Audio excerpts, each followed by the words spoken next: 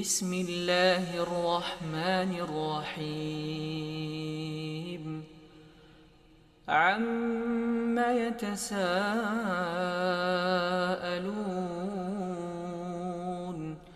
عن النبأ العظيم الذي هم فيه مختلفون كلا سيعلمون ثم كلا سيعلمون ألم نجعل الأرض مهادا والجبال أوتادا وخلقناكم أزواجا وجعلنا نومكم سباتا وجعلنا الليل لباسا وجعلنا النهار معاشا وبنينا فوقكم سبعا شدادا وجعلنا سراجا وهاجا وأنزلنا من المعصرات ماء ثجاجا لنخرج به حبا ونباتا وجنات ألفافا إن يوم الفصل كان ميقاتا يوم ينفخ في الصور فتأتون أفواجا وفتحت السماء فكانت أبوابا وسيرت الجبال فكانت سرابا إن جهنم كانت مرصادا للطاغين مآبا لابثين فيها أحقابا لا يذوقون فيها بردا ولا شرابا إلا حميما وغساقا جزاء وفاقا إنهم كانوا لا يرجون حسابا وكذبوا بآياتنا كذابا وكل شيء أحصيناه كتابا فذوقوا فلن نزيدكم إلا عذابا إن للمتقين مفازا حدائق وأعنابا وكواعب أترابا وكأسا دهاقا لا يسمعون فيها لغوا ولا كذابا جزاء من ربك عطاء حسابا رب السماوات والأرض وما بينهما الرحمن لا يملكون منه خطابا يوم يقوم الروح والملائكة صفا لا يتكلمون إلا من أذن له الرحمن وقال صوابا ذلك اليوم الحق فمن شاء اتخذ إلى ربه مآبا إنا أنذرناكم عذابا قريبا يوم ينظر المرء ما قدمت يداه ويقول الكافر يا ليتني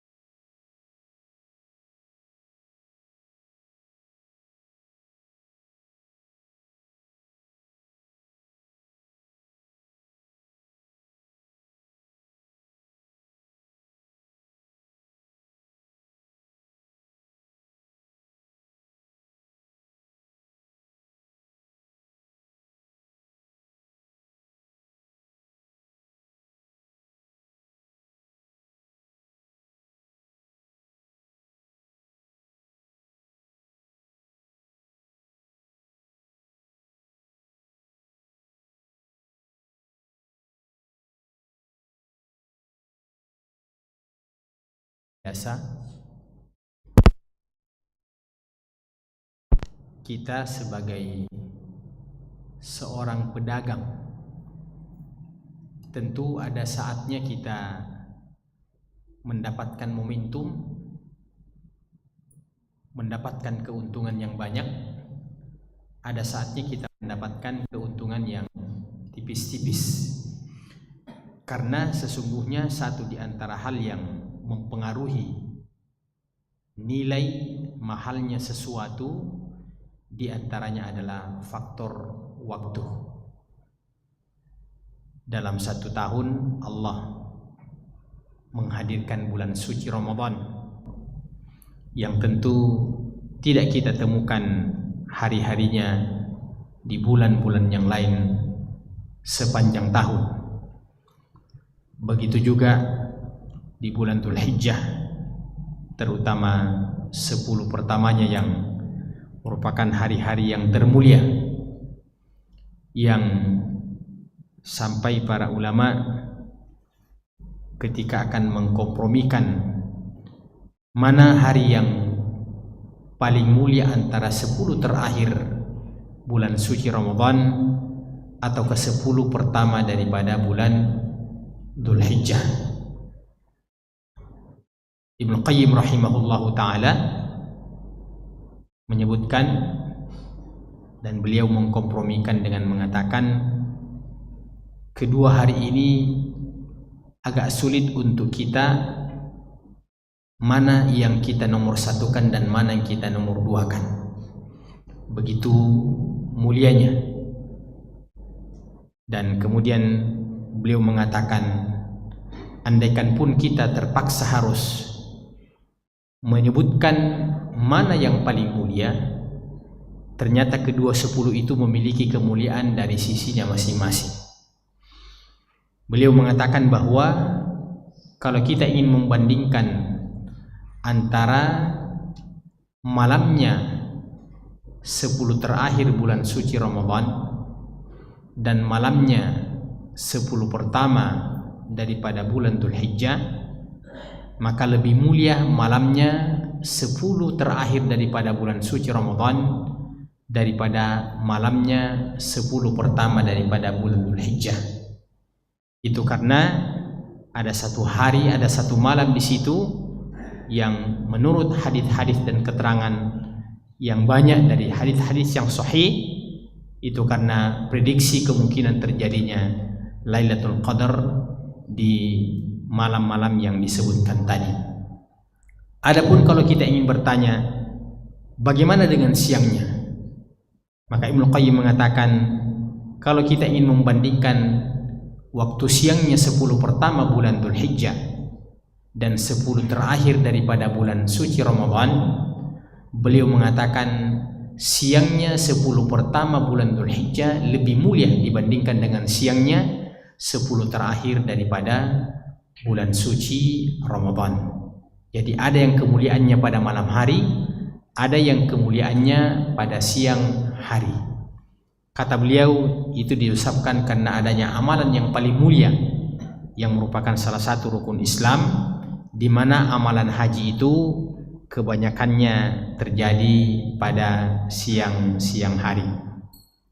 Baik jamaah sekalian, tema kita pada malam ini adalah ayat yang terdapat di dalam surah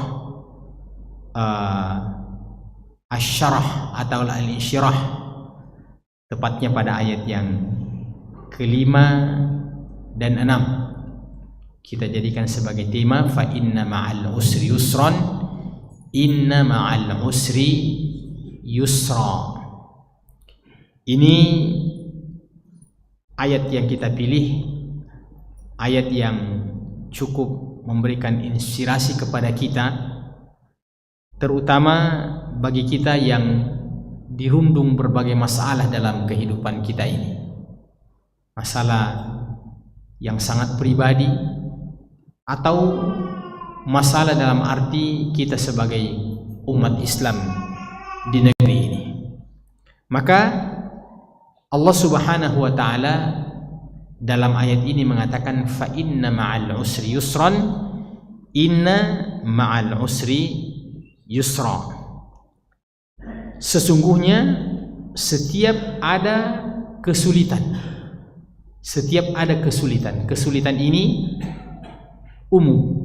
Kesulitan apa saja? Kesulitan duniawi, kesulitan dalam internal keluarga, kesulitan kita sebagai umat Islam dalam menghadapi berbagai macam tantangan dan rintangan-rintangan yang tentu tidak kecil, ya, yang kita rasakan pada hari ini, semua masuk dalam keumuman fa inna ma'al usri yusran. Sesungguhnya setiap ada kesulitan, ada problema, ada kebuntuan, maka akan datang setelahnya yusran, kemudahan. Dan ayat ini betul-betul menginspirasi karena diulang sampai 2 kali. Yang membedakan sedikit saja. Kalau ayat yang kelima fa inna ma'al usri yusran, ayat ke-6-nya inna ma'al usri yusra.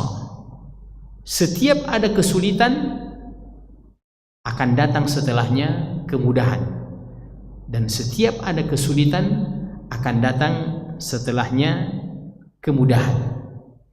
Padahal Allah yang berfirman, Allah yang berbicara, Allah yang menginformasikan. Dan Allah itu ketika berbicara dan berfirman tidak membutuhkan penegasan, tidak membutuhkan penguat, karena Allah berbicara dengan firman yang mungkin tidak ada kata penegasannya di dalam, itu tetap saja apa yang difirmankan oleh Allah Subhanahu wa taala sesuatu yang pasti. Dzalikal kitabu la raiba fihi hudal lil muttaqin. Inilah kitab suci Al-Quran yang sedikit pun tidak ada keraguan padanya dan merupakan petunjuk bagi orang-orang yang bertakwa. Di ayat lain hudal linnas merupakan petunjuk bagi seluruh umat manusia. Maka di sini dikatakan fa inna ma'al usri yusran, inna ma'al usri yusra. Bagaimana lagi kalau Allah yang menegaskan sebuah pernyataan sampai 2 kali Allah menyebutkan fa inna ma'al usri yusran, inna ma'al usri yusra. Di sini dikatakan hadhihi bisyaratun 'azimah. Sesungguhnya ayat ini mengisyaratkan berita yang menggembirakan, berita yang menggembirakan, berita yang agung, di mana dalam kehidupan kita ini hampir bisa dikatakan tidak ada orang yang tidak punya masalah. Tidak pernah kita sepi dari masalah dalam kehidupan ini. Sampai mungkin di saat kita berada pada puncak kegembiraan, umpamanya Idul Fitri, Idul Adha, tetap saja kalau kita ingin menelusuri ada masalah yang kita dapatkan dalam kehidupan kita ini. Tidak pernah tidak ada masalah dalam kehidupan kita ini, jamaah sekalian. Sebertakwa apapun seseorang, sesoleh apapun seseorang, mungkin kita mengambil contoh dalam urusan keluarga. Iya, manusia yang terbaik saja tetap ada masalah dalam urusan keluarganya, yaitu Nabi kita Muhammad sallallahu alaihi wasallam.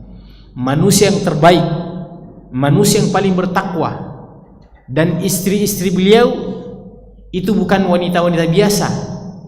Kedudukannya adalah ummahatul mukminin, ibunya seluruh orang-orang yang beriman. Jadi istri Nabi SAW itu adalah ibu kita, ummahatul mukminin. Akan tetapi ketika berbicara tentang urusan keluarga, ada saja riak-riak yang terjadi dalam urusan keluarga. Maunya kita mengatakan mestinya Nabi itu tidak punya masalah, tapi Allah ingin memperlihatkan bahwa tidak ada manusia yang tidak punya masalah dalam kehidupan ini. Nah, ketika ayat ini datang mengatakan fa inna ma'al usri yusran, inna ma'al usri yusra, adalah merupakan bisyaratun 'azimah annahu kullama wujida usrun wa su'ubah, bahwa setiap kita menemukan kesulitan, kebuntuan, problema, masalah dalam kehidupan kita ini, fa innal yusra yuqarinuhu wa yusahibuhu, maka kemudahan, solusi, jalan keluar pada akhirnya akan datang. Cepat atau lambat akan berakhir dengan kemudahan.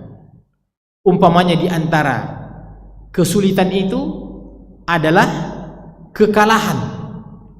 Umpamanya kaum muslimin dalam medan tempur mungkin pernah mereka mengalami kekalahan, kekalahan demi kekalahan. Akan tetapi sesungguhnya Allah menjanjikan bahwa pada asalnya orang-orang beriman itu yang mayoritas adalah kemenangan. Yang mayoritas adalah kemenangan. Dan Allah Subhanahu wa taala kadang-kadang memperlambat datangnya kemenangan. Salah satu di antara hikmahnya agar Allah Subhanahu wa taala menyeleksi mana orang-orang beriman yang sesungguhnya dan mana orang-orang munafik. Karena kalau umat Islam langsung mendapatkan kemenangan, maka tidak nampak mana orang yang benar keimanannya dan mana orang yang berpura-pura.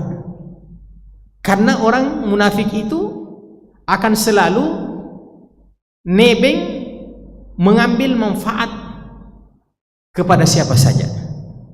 Kalau kemenangan itu lagi diperoleh oleh umat Islam, maka mereka akan memanfaatkan momentum itu untuk berada pada barisan kaum muslimin. Maka Allah kadang-kadang membuat umat Islam itu mengalami kekalahan. Dalam Al-Quran Allah mengatakan liyamizallahu al-khabitha 'anit thayyib, agar Allah memisahkan antara yang baik dengan yang buruk.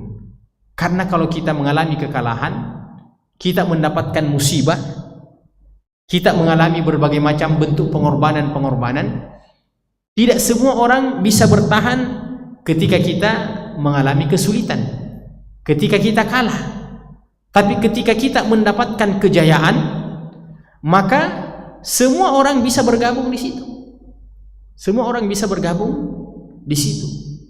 Andaikan suatu saat di negeri ini, umpamanya kalau Allah menginginkan kita mendapatkan seorang pemimpin yang ideal sesuai dengan apa yang kita fahami, adalah orang-orang yang memang mendedikasikan dirinya untuk kepentingan orang banyak, maka pasti orang-orang yang dulunya membenci adanya Islam, mereka akan mencari celah untuk tiba-tiba berubah menjadi orang-orang yang menjadi pendukung-pendukung Islam.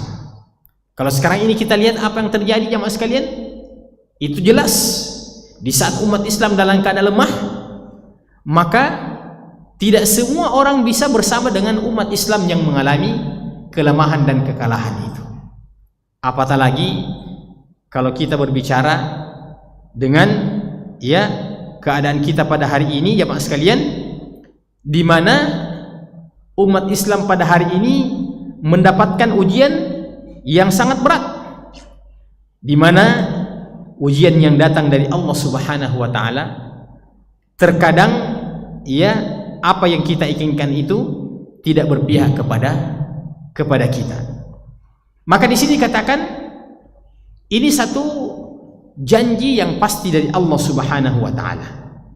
Kullama wujida usrun wa su'ubah fa innal yusra yuqarinuhu wa yusahibuhu. Akan datang kemudahan dan solusi setelahnya. Bahkan di sini penulis tafsir ini membuat suatu perumpamaan. andaikan katanya kesulitan itu digambarkan sebagai sesuatu yang seperti makhluk hidup, andaikan kesulitan itu berusaha untuk masuk bersembunyi di dalam lubang yang mirip-mirip biawak, ya, jadi itu dhabbun, itu bukan biawak sebenarnya, tapi diterjemahkan biasa biawak, ya. Ada namanya dhabb, itu hewan padang pasir yang memang mirip-mirip dengan biawak, ya. Dan itu hukum asalnya halal dimakan itu. Hanya saja Nabi tidak memakannya karena tidak merupakan kebiasaannya. Tapi beliau menyetujui, ya, ketika para sahabat memakan daripada dhabb itu. Jadi andaikan katanya kesulitan itu masuk ke lubang biawak, la dakhala alaihi al-yusru fa akhrajahu, maka pasti kemudahan dan solusi itu akan mengikutinya dan dia akan menghilangkan dan menggeser daripada kesulitan itu. Allah Subhanahu wa taala berfirman, sayaj'alullahu ba'da usri yusra, sayaj'alullahu ba'da usri yusra, Allah akan menjadikan setelah kesulitan itu akan datang bentuk kemudahan. Dalam hadis Nabi sallallahu alaihi wasallam mengatakan, wa inna ma'al usri yusra. Jadi ada ayatnya, ada hadisnya yang menyebutkan yang mirip-mirip, wa inna ma'al usri yusra, kata Nabi sallallahu alaihi wasallam. Di sini ada kata yang kita ingin perdalam jamaah sekalian. Perhatikan, fa inna ma'al usri, al-usri itu menggunakan alif lam. Fa inna ma'al usri yusran, inna ma'al usri yusran. Kedua kalimat ini itu menggunakan alif lam. Fa inna ma'al usri, inna ma'al usri. Ini dalam kaidah bahasa Arab, sebuah kalimat yang bergandengan dengan alif lam, ya, yang bergandengan dengan alif lam itu menunjukkan bahwa apa yang disebutkan dalam kalimat itu sesuatu yang terbatas, sesuatu yang terbatas, ya. Apa makna daripada sesuatu yang terbatas? Ya tergantung kita, ya. Apakah kita ingin menganalogikan sesuatu yang terbatas itu artinya dari sisi bilangan? Nah, kalau kita mengambil inspirasinya, al-usru itu kan artinya kesulitan. Al-usru itu artinya kebuntuan. Nah, karena ada alif lamnya, maka dia maknanya ada makna keterbatasan di dalamnya. Maksudnya kesulitan itu sesuatu yang tidak banyak. Kesulitan itu bisa dihitung jari. Jadi sesuatu yang terbatas itu ya mungkin 1, 2, 3, ya sampai kita mengatakan 100. Selama disebutkan nominalnya, itu artinya sesuatu yang terbatas.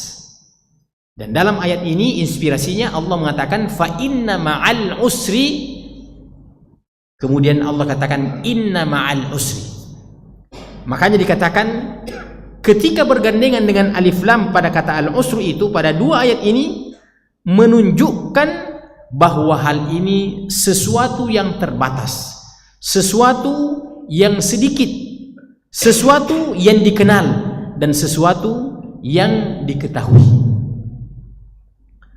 Adapun yusran, ya, yang tidak ada alif lamnya, fa inna ma'al usri yusran, inna ma'al usri yusran, itu tidak ada alif lamnya.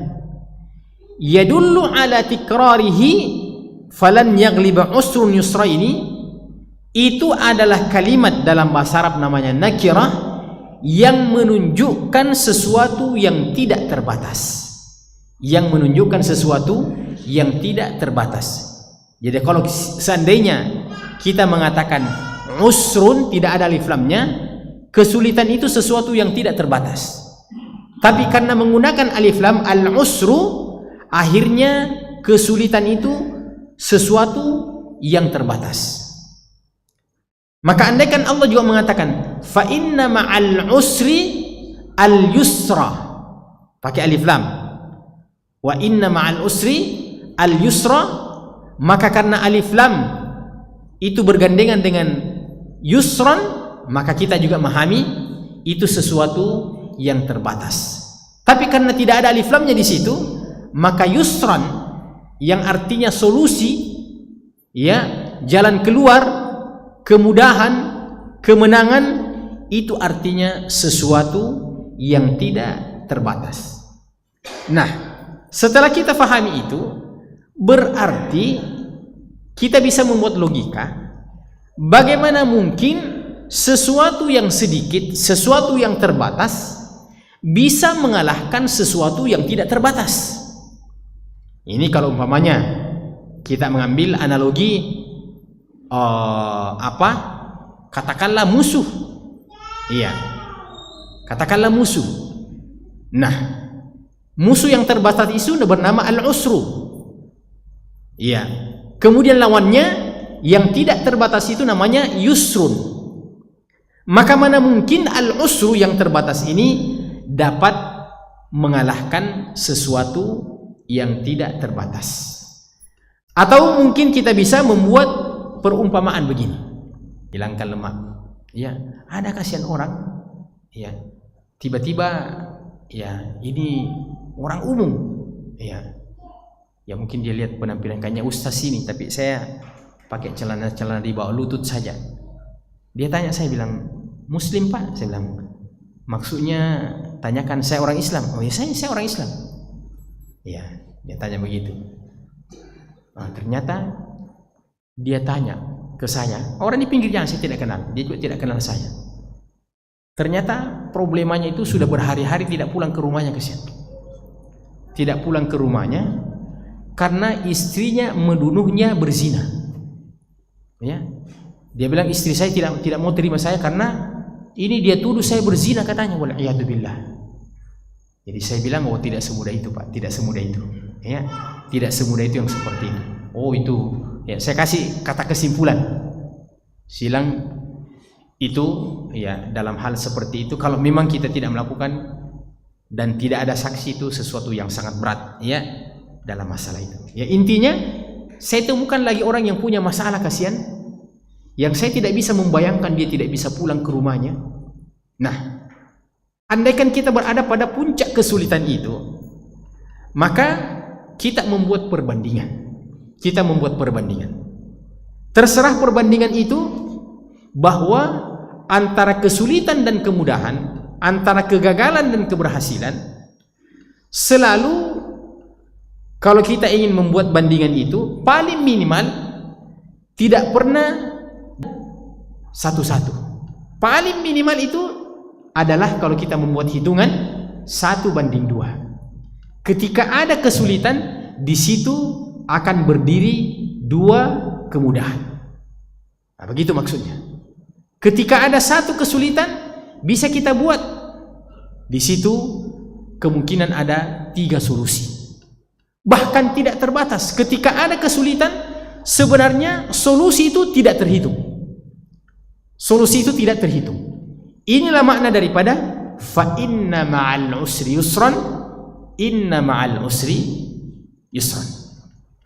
Nah, ada perkataan Ibnu Qayyim yang mengatakan bahwa ketika orang-orang beriman itu diuji oleh Allah Subhanahu wa taala dengan ujian yang sangat berat, apa yang membuat orang-orang beriman itu bertahan dalam ujian itu?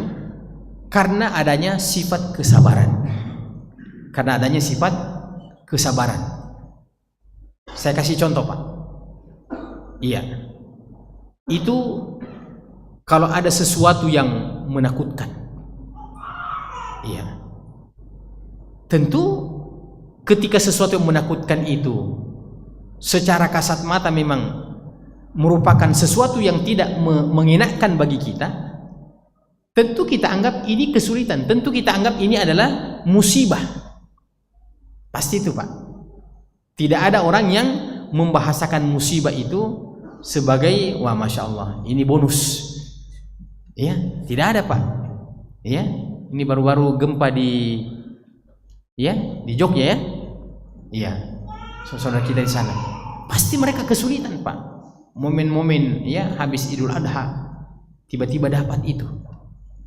Tapi coba ada satu ayat dalam Al-Qur'an di surah Al-Ahzab. Allah berfirman, "Walamma ra'al mu'minuna al-ahzaba qalu hadza ma wa'adana Allah wa rasuluhu wa sadaqallahu wa rasuluhu."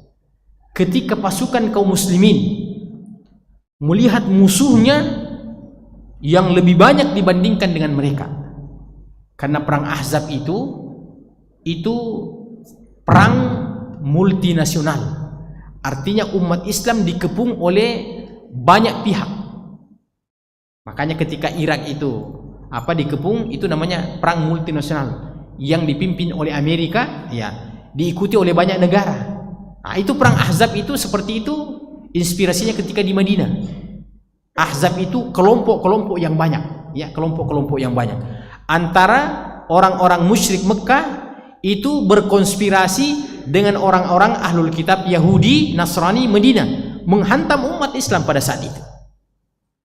Tapi ketika orang-orang beriman melihat musuh yang canggih persenjataannya, persiapannya, jumlahnya lebih banyak, umat Islam dikepung di kota Madinah, Allah mengatakan walamma ra'al mu'minuna ahzab, ketika orang-orang beriman melihat musuh-musuh mereka itu yang dari berbagai penjuru, iya, apa kata mereka? Qalu hadza ma wa'adana Allah, inilah yang dijanjikan oleh Allah. Coba bayangkan, Pak. Jadi kematian di hadapan mereka, mereka merubah dengan mengatakan ini yang dijanjikan oleh Allah. Coba bayangkan, Pak. Kalau kita berhadapan, ya, katakanlah antara hak dan kebatilan, kita berada pada hak, menghadapi kebatilan, betul-betul berhadap-hadapan, ya, bisa tidak kita mengatakan ini yang dijanjikan oleh Allah, ya? Atau kita mengatakan mau terima nakiri, ya? Tapi sahabat itu mengatakan hadza ma wa'adana Allah, inilah yang dijanjikan oleh Allah Subhanahu wa taala. Jadi kesulitan itu dirubahnya menjadi sebuah peluang. Kesulitan itu dirubah menjadi sebuah peluang. Dan ternyata ini juga kita dapatkan dalam urusan-urusan dunia, Pak. Ya. Ayat ini inspiratif betul. Ternyata bukan cuma dalam urusan-urusan ukhrawi, dalam urusan dunia pun, umpamanya orang-orang yang punya tekad dalam berusaha, mungkin beberapa kali dia rugi, jatuh bangun, ya. Kadang-kadang ada orang yang sudah berhasil, ya, dengar-dengar, dulu tuh jatuh bangun itu katanya itu, bagaimana dia membangun bisnisnya, sekarang dia sudah punya bisnis. Nah, saya biasa mencontohkan, Pak, kira-kira kalau kita jalan-jalan ke pinggir laut, ya, sebelum ada yang namanya Tanjung Bunga sekarang, Pak, kira-kira kalau seandainya ada orang yang kasih kita tanah di situ, rawa-rawa, kemudian laut, hanya kita melihat ombak yang berkejar-kejaran, terus Anda katakan, bisa enggak kau bangun rumah di sini? Tidak berminat kita, Pak. Bagaimana caranya mau bangun rumah? Nah, ombak yang berkejar-kejaran. Kita pikir berapa timbunannya, bagaimana caranya timbun, ya. Tapi coba lihat, Masjid Kuba 99 itu laut, Pak. Itu laut. Dan saya pernah lihat itu, Pak, waktu awal-awal mau ditimbun di sana. Kebetulan saya tinggal di Samata. Itu setiap hari ada mobil truk itu bawa batu besar, satu biji saja, Pak, tapi besar, ya. Saya bilang, mau kemana ini batu papan begini, tas satu biji saja, Pak. Iya.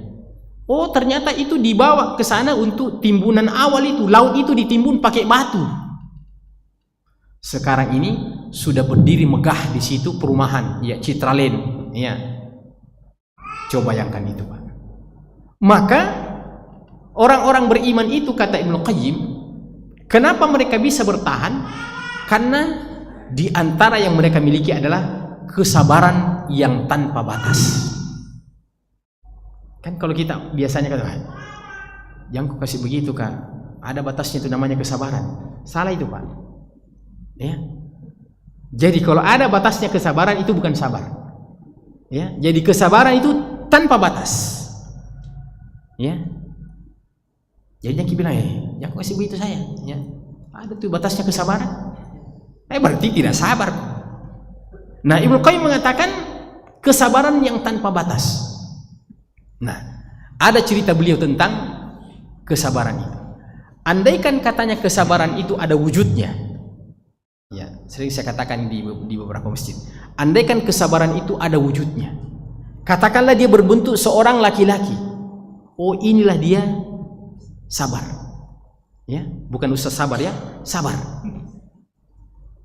Terus saya sebagai orang beriman memiliki sifat sabar. Saya sebagai orang beriman memiliki sifat sabar. Ketemu saya sifat sabar itu. Dia bilang, siapa Anda? Bilang, sayalah ini yang dipakai berjuang sehingga orang bertahan. Sayalah sabar ini. Maka saya sebagai orang beriman juga memiliki sifat kesabaran. Maka saya bilang sama sabar itu, wahai sabar, kau mau pertandingan kesabaran dengan saya? Ya, ini sudah sabar yang kita hadapi, Pak. Kau mau bertanding kesabaran dengan saya? Ya. Nah, kesabaran itu sendiri boleh kita bertanding kesabaran. Ya, yang saya miliki adalah sifat sabar. Maka akhirnya saya bertanding dengan kesabaran itu dengan segala kerumitan dalam kehidupan ini. Saking sabarnya orang-orang beriman itu, sampai sabar itu sendiri angkat tangan dan akhirnya kesabaran itu mengatakan, saya tidak sabar menghadapi kesabarannya orang-orang yang beriman. Bayangkan itu, Pak. Jadi sabar sendiri yang membuka kedoknya dan mengatakan, saya tidak sabar menghadapi kesabarannya orang-orang yang beriman. Artinya kesabarannya orang beriman itu masih lebih di atas dibandingkan dengan kesabaran itu sendiri.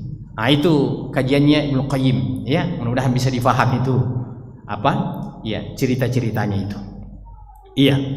Kemudian dikatakan di sini jamaah sekalian, ya, fa inna ma'al usri yusran, inna ma'al usri yusra. Wa fi ta'rifil alif wal lam ad-dallati 'ala al-istighraqul 'ummi yadullu ala anna kulla usrin wa in balagha min as-su'ubati ma balagha fa innahu fi akhirih at-taysuru mulazimun lahu.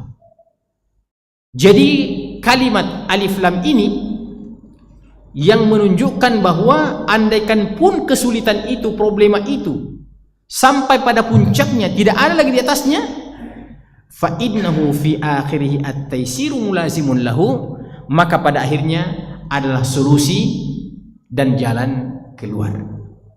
Dan sesungguhnya kesulitan dunia ini jamaah sekalian tidak ada artinya dibandingkan dengan kesulitan di dalam neraka. Tidak ada artinya dibandingkan kesulitan dalam neraka.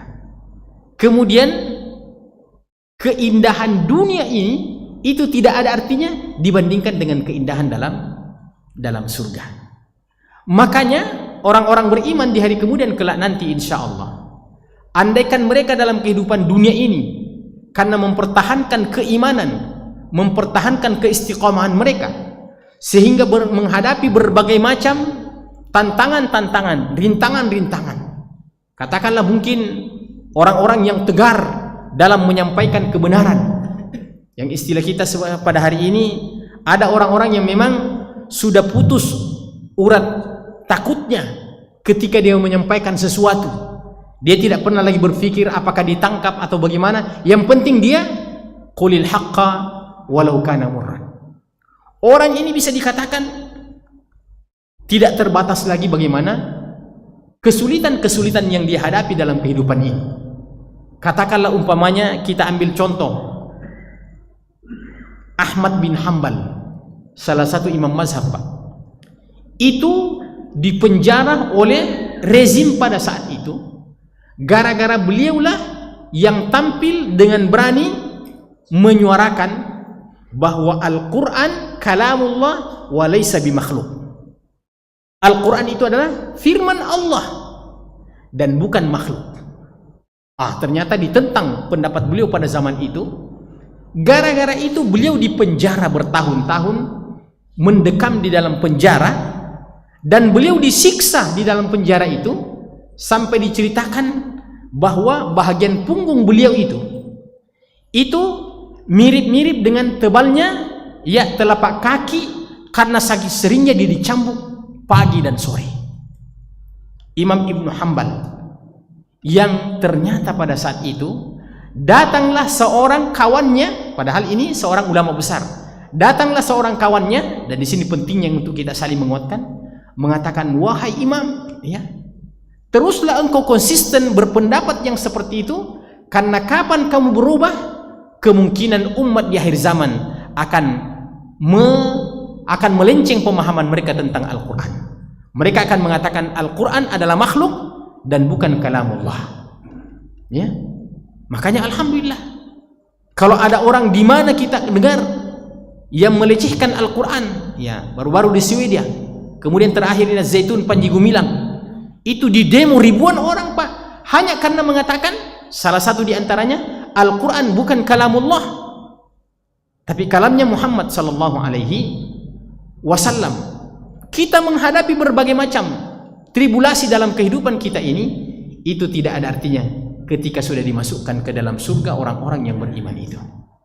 Dalam salah satu hadis disebutkan bahwa ternyata di hari kemudian kelak nanti Allah memilih satu calon penghuni surga dan satu calon penghuni neraka. Ini sudah pasti dia masuk surga, sudah pasti masuk neraka. Tapi diuji, yang calon penghuni neraka dimasukkan ke dalam neraka sekejap, istilah kita mungkin secepat kilat, kemudian dikeluarkan. Ini yang penghuni neraka. Nah, kebetulan yang menjadi penghuni neraka ini, yang baru diuji coba dimasukkan kemudian dikeluarkan, dia adalah orang yang dulunya ketika di dunia tidak ada lagi kemewahan yang dia tidak rasakan.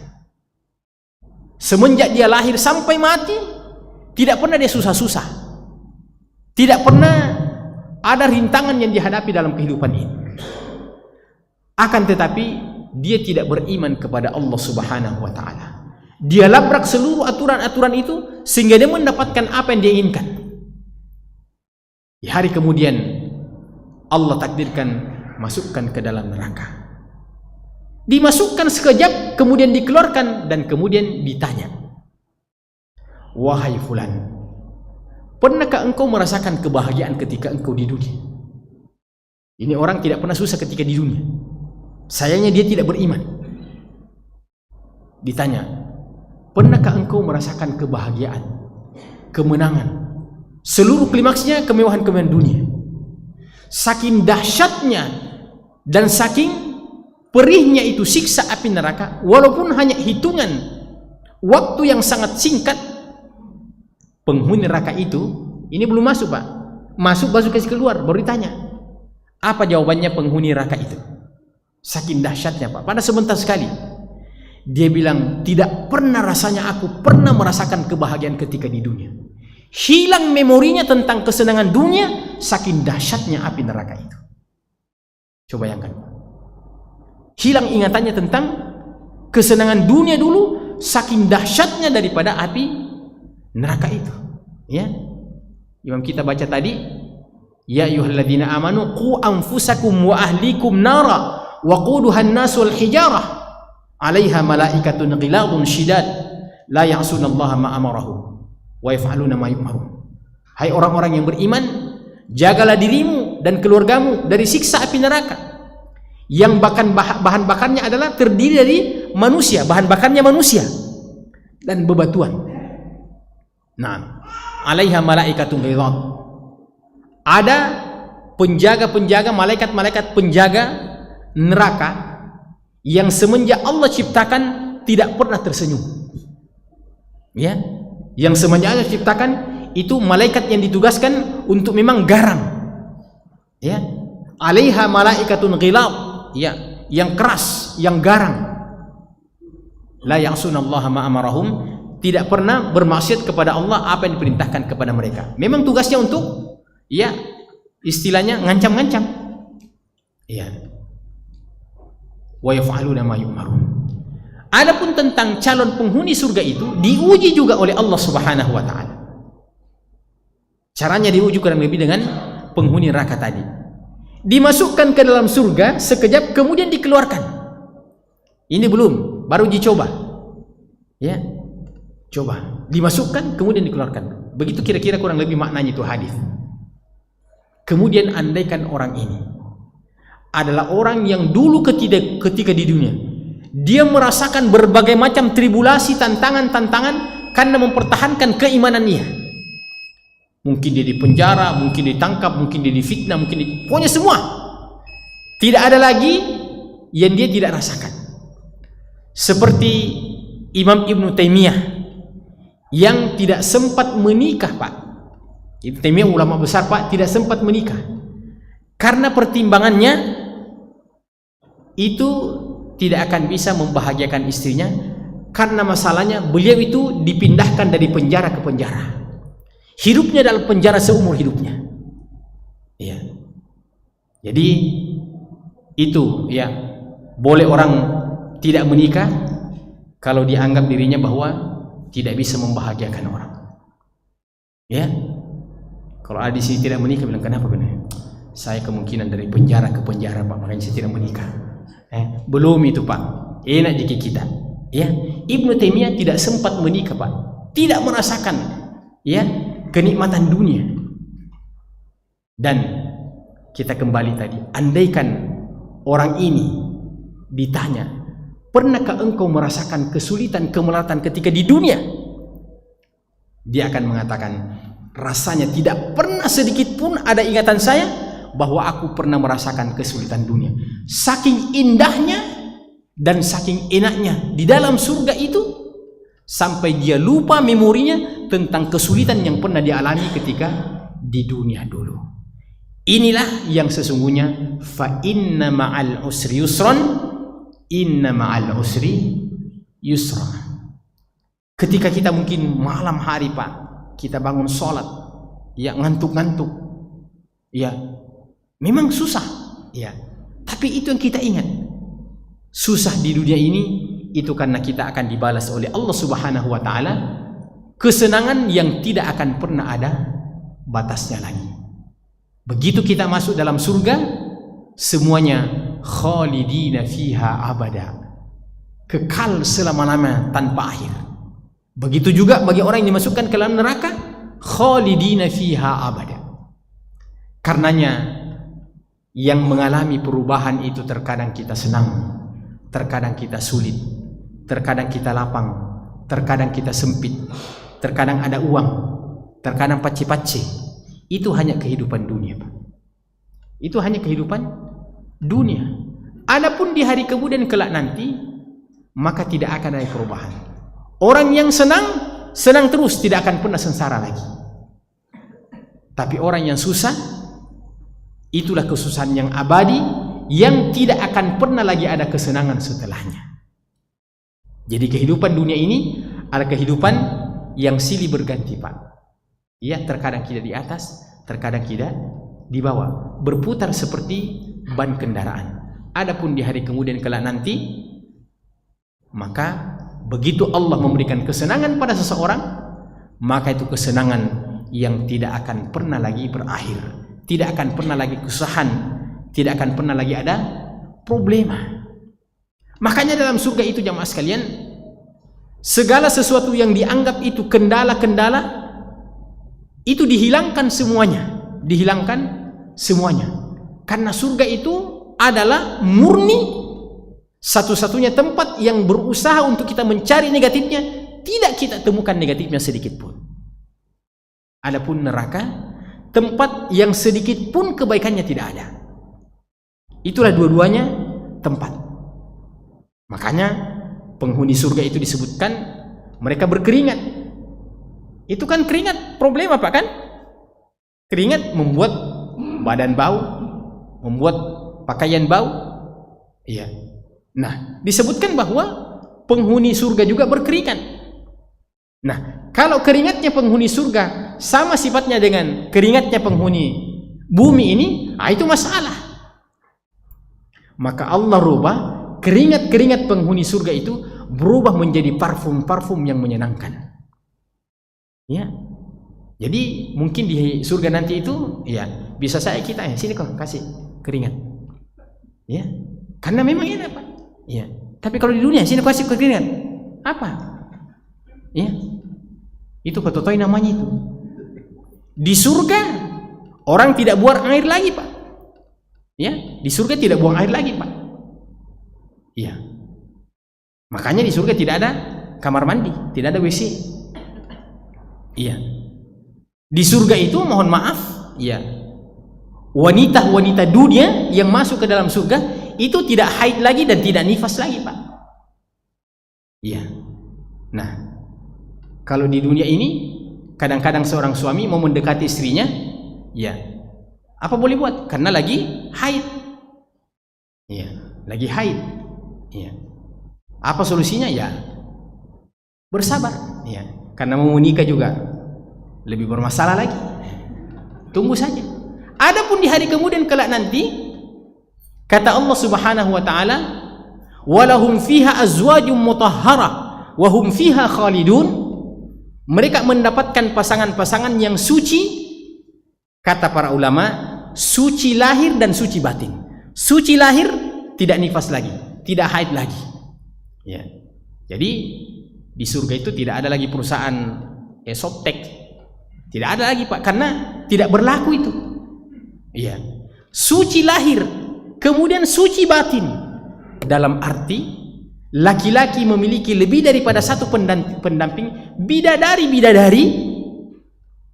Kita kan salah satu di antara bentuk kesulitan di dunia itu. Ini bagi laki-laki. Dia mau beristri lebih dari satu, masalah. Karena namanya wanita itu pencemburu. Cocok itu, Pak, kalau istri tak pencemburu. Nah, di dalam surga, karena Allah sudah sucikan hatinya wanita-wanita itu, tidak ada lagi dendam, tidak ada lagi iri. Ada seorang ibu-ibu yang pernah bertanya, bilang, bagaimana itu Ustaz? Kalau kita masuk surga ya memang bahagia, tapi kalau suami kita banyak istrinya, kan jadi tidak enak. Saya bilang itu perasaan dunia ibu, ya, perasaan tak di dunia itu. Dan ini pertanda bahwa ibu ini memang tidak mau berhenti dari masalah. Sampai ke dalam surga masih mengadukan suaminya. Tidak ada nih lagi namanya problema ketika kita masuk ke dalam surga. Sudah berakhir seluruh problema-problema itu. Kapan ada masalah dalam surga, berarti itu bukan surga, Pak. Kapan ada kebaikan pada neraka, berarti itu bukan neraka. Fa inna ma'al usri yusran, inna ma'al usri yusra. Subhanakallahumma wa bihamdika, asyhadu an la ilaha illa anta, astaghfiruka wa atubu ilaik. Wa akhiru da'wana alhamdulillahirabbil alamin. Wassalamualaikum warahmatullahi wabarakatuh.